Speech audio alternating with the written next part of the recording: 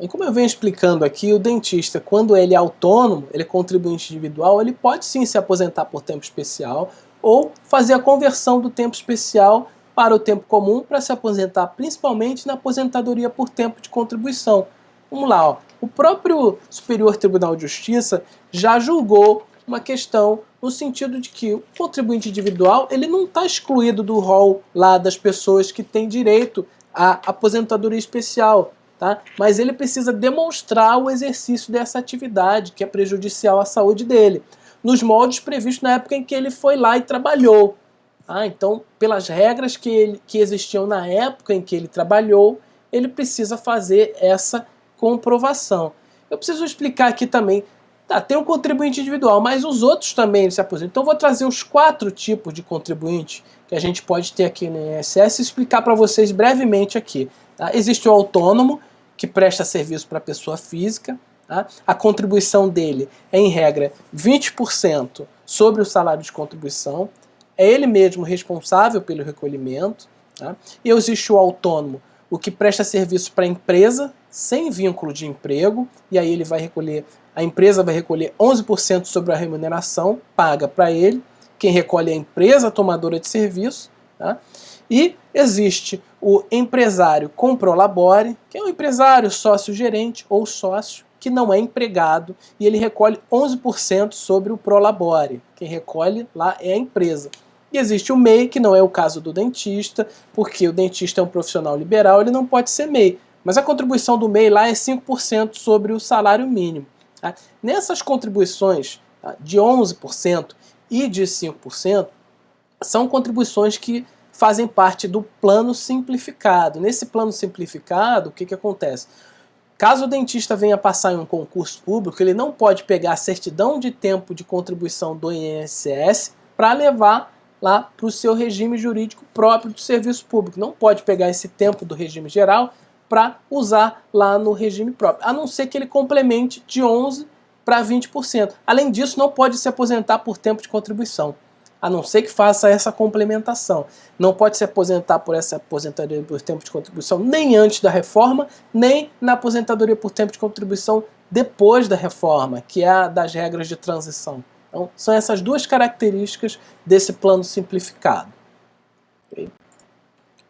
Então, a própria súmula lá da Turma Nacional de Uniformização, ela diz que o contribuinte individual pode sim obter esse reconhecimento, mas ele precisa comprovar. Tá? Além do STJ, existe uma súmula, tá, dizendo que ele precisa comprovar a exposição aos agentes nocivos à saúde.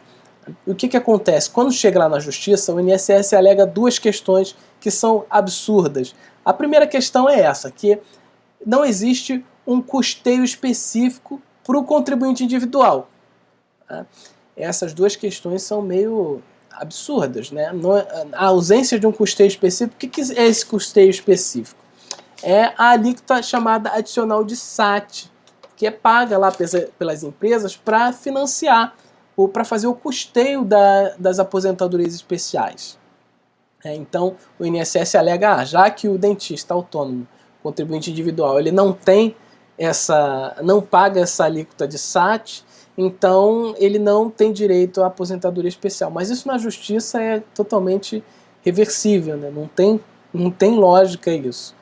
E a segunda questão é que, nesses casos do contribuinte individual, não tem um responsável pela emissão do PPP, conforme eu falei. Né? Existe o próprio contribuinte individual, ele precisa contratar um médico do trabalho ou um engenheiro de segurança do trabalho para fazer essa comprovação nesses anos.